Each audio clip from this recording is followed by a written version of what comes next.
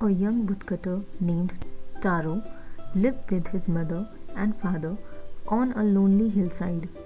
All day long he chopped wood in the forest. Though he worked very hard, he earned very little money.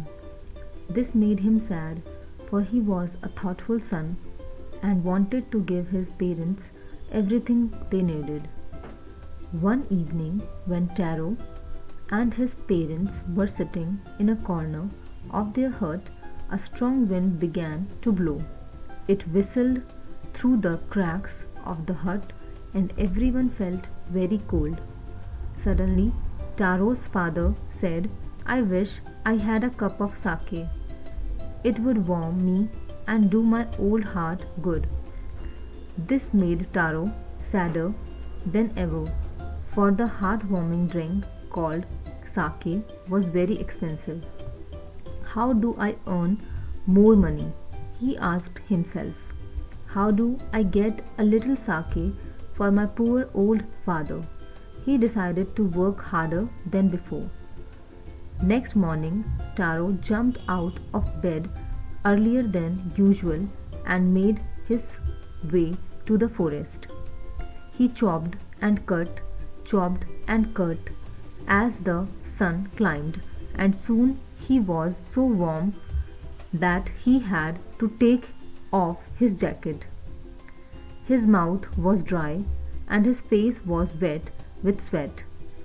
My poor old father, he thought, if only he was as warm as I. And with that, he began to chop even faster, thinking of the extra money he must earn to buy the sake to warm the old man's bones. Then suddenly Taro stopped chopping.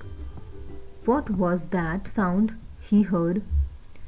Could it be could it possibly be rushing water? Taro could remember ever seeing and hearing a rushing stream in that part of the forest. He was thirsty. The axe dropped out of his hands and he ran in the direction of the sound. Taro saw a beautiful little waterfall hidden behind a rock. Kneeling at a place where the water flowed quietly, he cupped a little in his hands and put it to his lips. Was it water or was it sake? He tasted it again and again, and always it was the delicious sake instead of cold water. Taro quickly filled the pitcher he had with him and hurried home. The old man was delighted with sake. After only one swallow of the liquid, he stopped shivering and did a little dance in the middle of the floor. That afternoon, a neighbor stopped by for a visit. Taro's father politely offered her a cup of sake.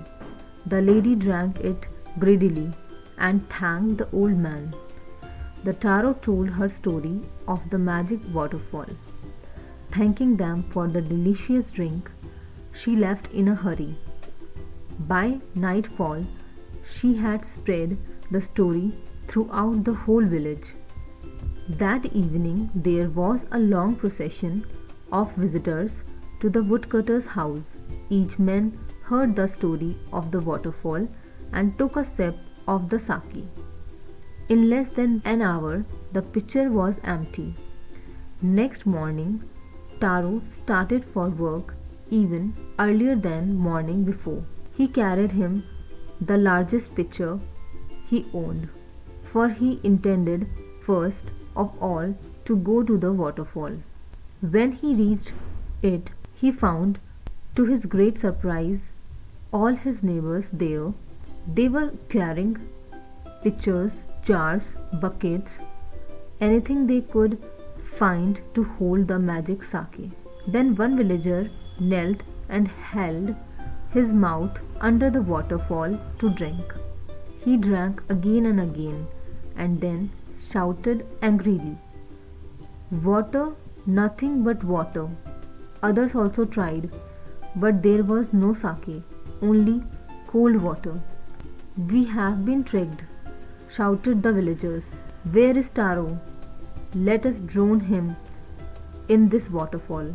But Taro had been wise enough to slip behind a rock when he saw how things were going.